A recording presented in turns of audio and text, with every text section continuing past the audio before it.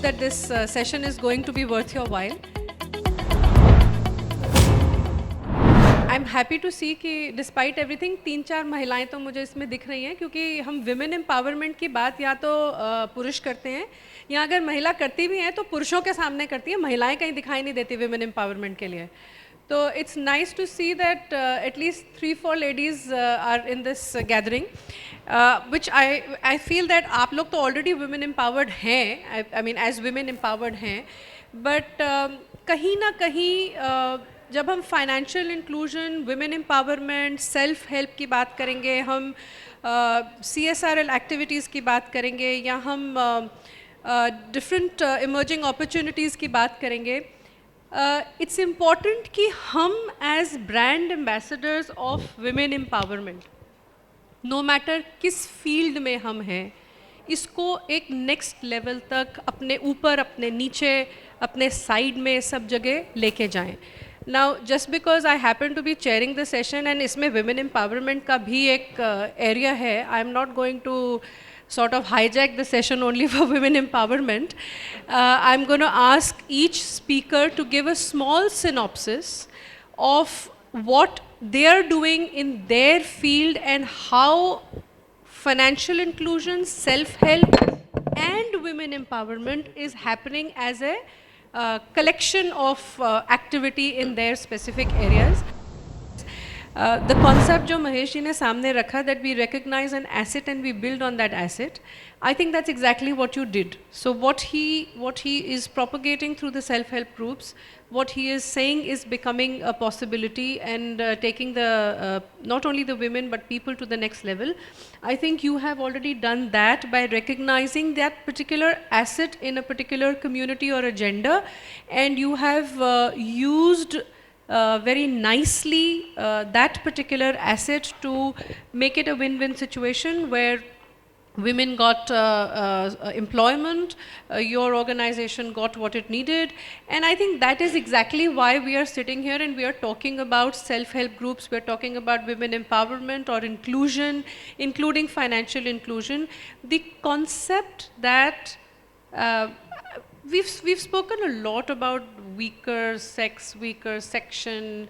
I don't think all of those words are very relevant right now. Even at the grassroots level of the villages of India, I don't think the word weaker sex and weaker section is very relevant in today's date. What is more important is that जिसको हम empowerment कहते हैं, that is more now to be taken as a situation where all the children, irrespective of gender, should be allowed to explore whatever is their strength. So, जैसे a boy is, actually to be very honest, if you look at a village community, I think even the boys are not allowed to explore their strengths. So it's not so much about the women or the girls itself. There is a very tailor-made kind of a hierarchical setup that somebody's child is going to do exactly that. This pattern has broken in tier 1, 2 and maybe even 3 cities now, with everything opening up. But in villages, because poverty could be more, because they want their children to help at home or in the farmland without getting formal education, I think there is still an issue of not letting your next generation explore what they want to do because of paucity of funds, a natural problem.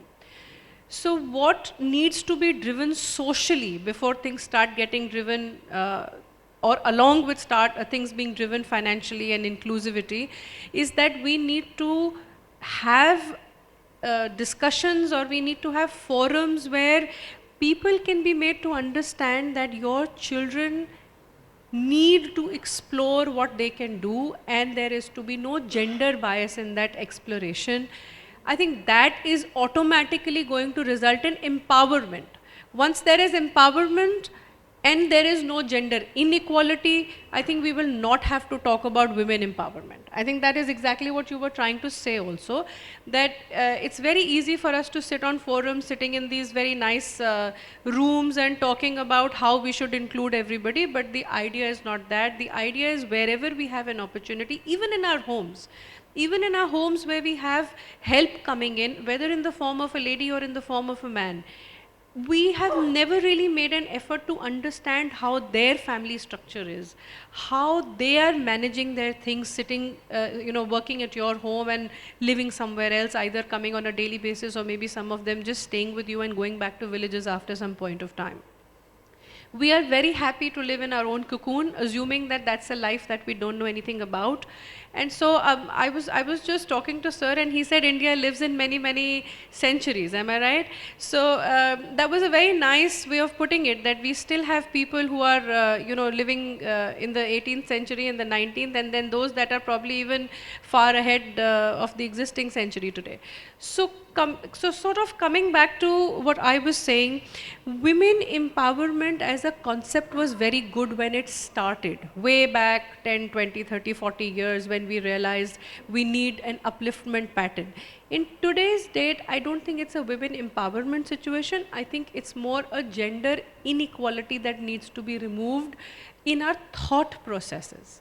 Once our thought processes are going to go for a change, everything will follow an automatic change. For example, I think everybody who's sitting in this room, you have never differentiated between what your boy or your girl wants to do at home vis-a-vis studies or vis-a-vis any activity or joining any type of work or joining any type of, starting any businesses.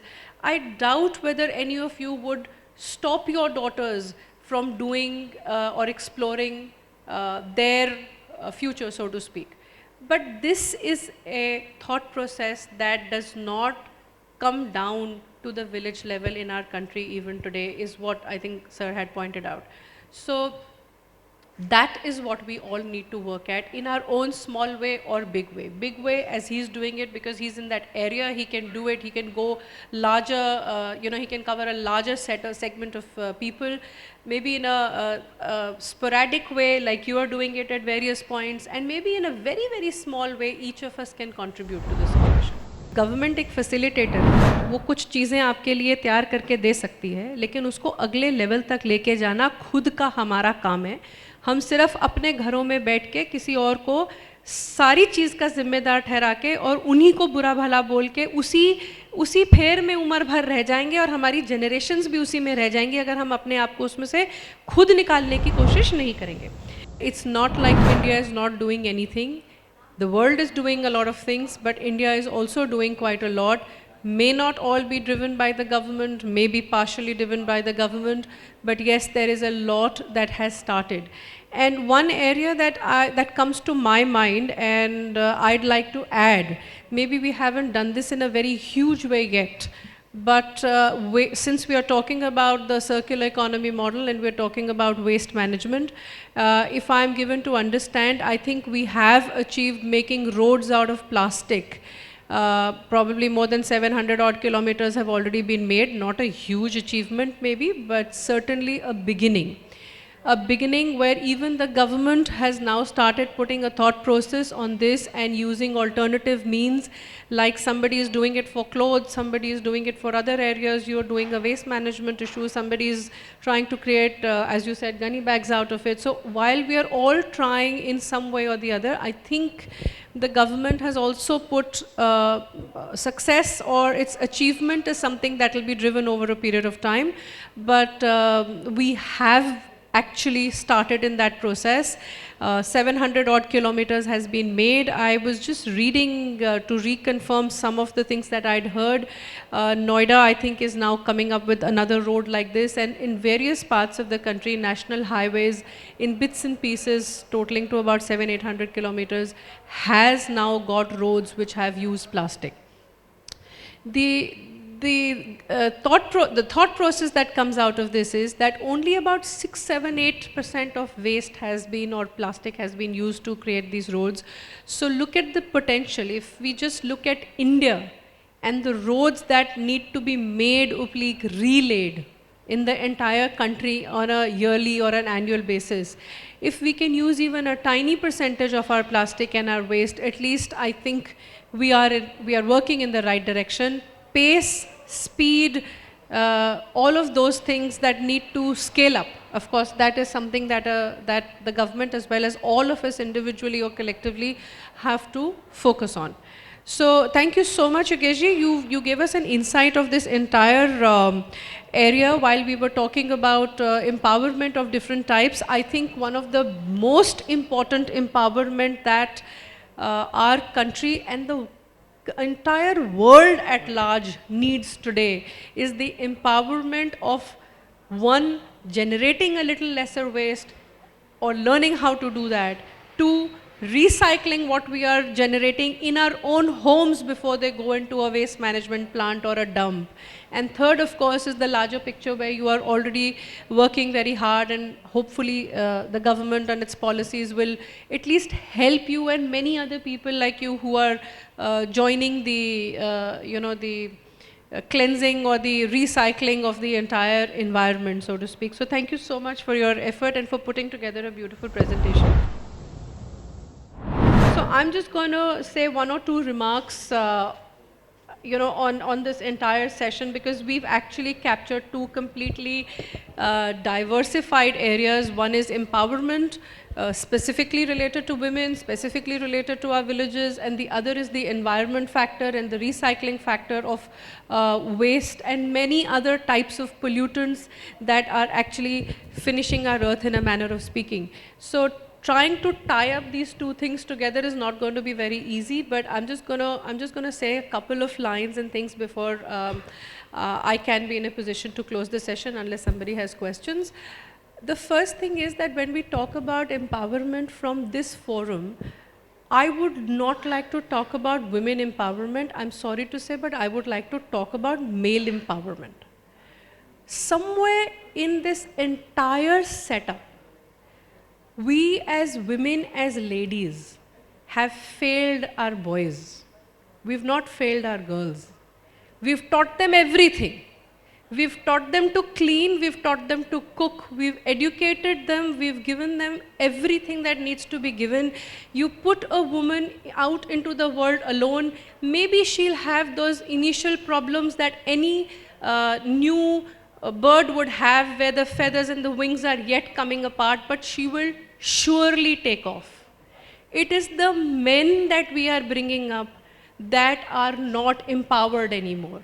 First, we sort of mollycoddled them and kept them in a space telling them what all they don't need to do. Thereafter, we started telling them that they are a set of people because of their gender who need to sit on a pedestal above somebody else or another gender.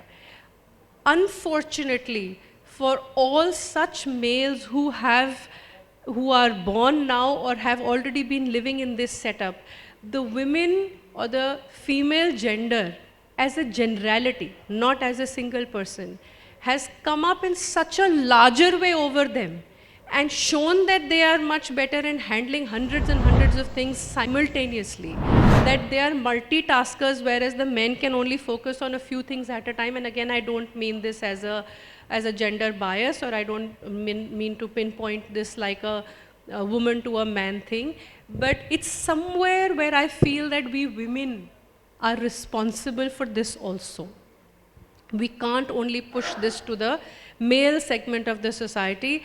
Empowerment of women will be much better if we empower our own sons and tell them that you are not better or worse than your sister. Similarly, the sister's not better or worse than you. That certainly genders have been made by God in a way where some things are typical to a man or a boy and some things are typical to a female or a girl, but on every other platform, it's a combined, coordinated effort. And I think all mothers who have been able to give that education to their boys have actually empowered not only their boys, but have empowered women in the society as well. Because now there will be a common platform for everybody to start from, rather than a better or a worse platform. So with those closing remarks, and I would like to kind of close this session unless somebody has questions for us. थक गए ना सारे सुन सुन के हमको Anybody has anything to add to what we have said? Yogesh ji ने काफी अच्छा दिया presentation. कोई Would you like to add anything to anything? Can anybody share an experience that they may be doing something for their own households, or they may be, you know, doing something for their community, or where they're living, they may be doing something which helps in some kind of conservation, some kind of waste management, anything anybody would like to add? Because we've all spoken a lot.